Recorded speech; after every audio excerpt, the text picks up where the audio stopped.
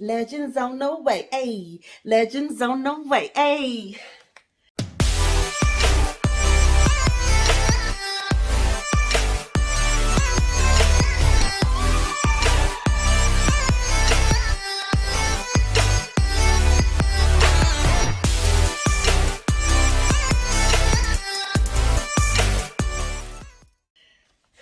Okay, you like, who are you?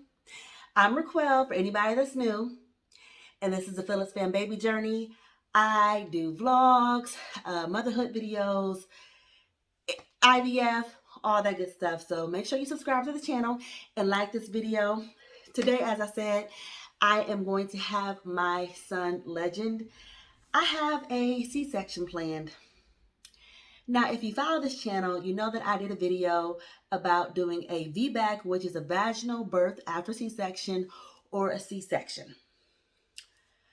I wanted to do a Vbac, but baby, this baby's stubborn. I am exactly 40 weeks today, and I am zero dilated. My cervix is still high. I have not had one contraction. This baby not trying to come out. So, since I am of advanced maternal age, I'm 39, and since this was going to be a VBAC, my doctor does not want me to go over 40 weeks because I could experience some complications during birth.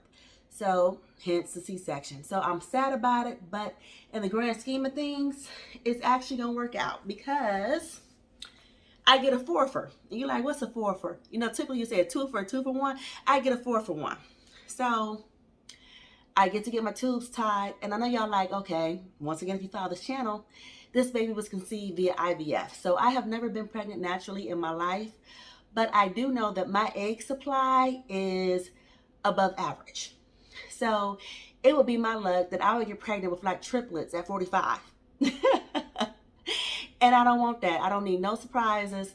So we're going to get our tubes tied today. Also, during that VBAC versus C-section video, I showed you my C-section scar, which I absolutely hate. I know some women view it as a badge of honor, but mine keloided and it's dark. It's super visible. I get to get my scar fixed as well. Third thing, I don't have to worry about childcare. My daughter Legacy is currently already at school for the day. My C-section is scheduled for noon. So my husband took her to daycare at her regular time of 8. We're going to leave. We need to be at the hospital by 10 o'clock. So we're going to leave the house at about 9:30. Baby should be here by 1 o'clock this afternoon. I'm going to be in recovery until about 3. And then they're going to move me to my room. And so he's going to go pick her up at around 6 o'clock. And, you know, it all works out because kids are not allowed in the hospital at all because of COVID. So it sucks that I'm not going to be able to see my daughter until I get released. Today is a Friday. It's July 9th to be exact. So I'm hoping that I can be home by Sunday so that I am not gone that long for my daughter. And then the fourth thing, I ain't got to worry about no pain. So as much as I wanted to do the VBAC, I still was scared. I belong to some mom groups, and some of them have already had their babies, and they're talking about these 2nd degree and 3rd degree tears and how it's still burning when they pee like a month later. And I'm like, oh, And I know most people think that like a C-section would be more painful, but honestly, with my first C-section, it was a breeze. I experienced no pain, not one contraction. I had it at like 10 o'clock at night. I was up walking at 6 o'clock in the morning. So hopefully this one goes as smooth. But since this is a planned C-section and not a, failed induction C-section like I had the first time, I'm able to plan for the C-section. And so I want to share with you some tips that I am doing so that I can be ready. The very first thing when you are preparing for your C-section, leave all your valuables at home. I don't have on my wedding ring. I don't have on no earrings, no necklace, none of that. Smartwatch, all of that needs to stay home because when you're in the OR, you can't wear it anyways. And I don't want my husband to be responsible for making sure nothing happens to my stuff. So just keep it simple and leave it at home. Number 2, so obviously you need to pack a bag. And there are a bazillion what's in my hospital bag videos out there. I even did one with my first daughter, Legacy, but we're not going to go into what's in my bag this time. The only thing that I want you to key in on, ladies, is 2-pack disposable underwear. Those are the real lifesavers, as well as some high-waisted granny panties, child. Because especially if you're getting a C-section, you do not want your underwear rolling up underneath your belly, agitating your new scar. So the hospital, they will provide you with some mesh underwear. I really wasn't a fan of them, but they also have some really large sanitary pads as well. So I prefer just to put those in my big granny panties or wear disposable underwear. So make sure you're packing that, obviously, phone chargers, Vaseline for your lips, lotion, all that stuff. You want to make sure you have it as well.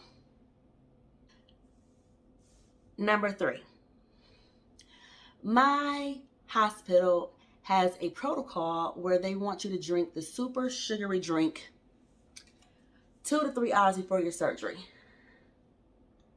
So it's an Ensure pre-surgery drink. This has 50 carbohydrates in here. It's 200 calories, and there's some antioxidants such as zinc and selenium in here. It's supposed to help with recovery and give you more energy after a C-section. So I'm about to start drinking this shortly here. I opened it and I took a sip of it, and then I read the instructions again because the lady at my COVID test, I had to take a COVID test on Wednesday to make sure that I didn't have it before I went out on Friday. She gave me the wrong instructions. So she had me starting to drink way earlier than what I needed to. But the instructions say refrigerate for optimal taste. You want to finish this beverage on the day of surgery up to 2 to 3 hours prior to your scheduled surgery time. My scheduled surgery time is at noon, so I should be finishing this up 9 o'clock, 10 o'clock. So I need to get busy on this here shortly. Also part of that protocol, I needed to wash my body, get that up here, with something called Vbac cleanse. So this is an antiseptic wash. So it just helps prepare the skin so that you don't get any infections. You don't want to put on any lotions or anything like that on the day of surgery. You just want to go in there, just cleansed with this. I did put some face moisturizer on, and I had to put some lotion on my feet because, child, I can't be up out here with no ashy feet. Number 5, you want to make sure that you do not shave down there if it's going to be 24 hours or less before your surgery, because you will increase your likelihood of getting some type of surgical infection. So if you need to shave down there, ladies, nail, wax, whatever, you want to make sure that you do that. I would say at least like 3 or 4 days prior to your C-sections so that you don't have any issues. Number 6. So after you have your baby, you need to do a wellness check about 2 to 3 days after they're born. So my pediatrician does not practice at the hospital that I'm delivering at, but since I know I'm having the baby today, I can go ahead and call and schedule that appointment for next Monday, next Tuesday already. So if you're in the same situation, don't forget to call the baby's doctor so that you can take them in for that visit. Number 7. Complete all the paperwork that you can in advance. That goes from the hospital registration forms, birth certificate forms, Social Security forms. If you're going to do short-term disability, do all of that in advance. So that when you laid up in the bed, possibly in pain or drugged up or tired or sleepy, that you ain't got to worry about no paperwork. Number 8, the child, I'm already hungry. It is approximately, I think, around like 9 o'clock, and I had to stop eating at midnight last night. I cannot eat until after my C-section, which is scheduled at 12. So after I had a C-section, I still can't eat immediately right then because I have to go to recovery for 2 hours. So, and then they have to, prepare the food. So I probably won't eat today until about 3 o'clock. So the night before your surgery, girl, you better eat good, all right? Because it's gonna be a long time before they let you eat anything. Like this little drink, it got 200 calories in it, but this ain't gonna do nothing. I'm starving. Like I want to go in the kitchen right now and cook up a full course breakfast, but I can't, and I'm sad and I'm hungry. So make sure that you just get you a good feast the night before, and take it to look and and eat all you can. Number 9, you want to get a good night's sleep because it's going to be the last time that you are able to probably get a good night's sleep in several weeks. Okay. I did not go to sleep until midnight last night because I know it's hard to say get a good night's sleep when you're so excited that you're having a baby, the next day. Or at least I was. It's like the first day of school, like, oh my gosh, you got your outfit laid out on the bed and you ready to rock and roll and you can barely sleep and you just can't wait to get to school, the sun on them. That's how it is when you got a C-section schedule. Like, oh, I can't wait to see my baby. So I didn't have a good sleep last night because I was just so amped and pumped up. And then my daughter woke up at 3 o'clock in the morning crying. So I'm a little tired, but I'm gonna be all right. But if you can sleep, make sure you can. And then finally, number 10, ladies, this is more for your husband or your partner, your spouse, whatever, than for you. Um, because at least for me, I know I have not been in the mood since I've been pregnant for sex. But you need to have sex with your husband because literally it's about to be 6 weeks before y'all gonna be able to do anything. So just so that you ease in that burden somewhat, take care of your husband before you go in for your C-section. Because even though it's a C-section, and nothing's gonna be affected, down below, it was still painful even after the 6 weeks that I had to wait to have sexual intercourse. So just keep that in mind, ladies. All right, now it's time for me to get ready to go to the hospital.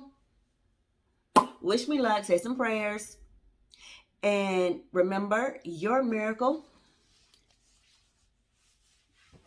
is on the way.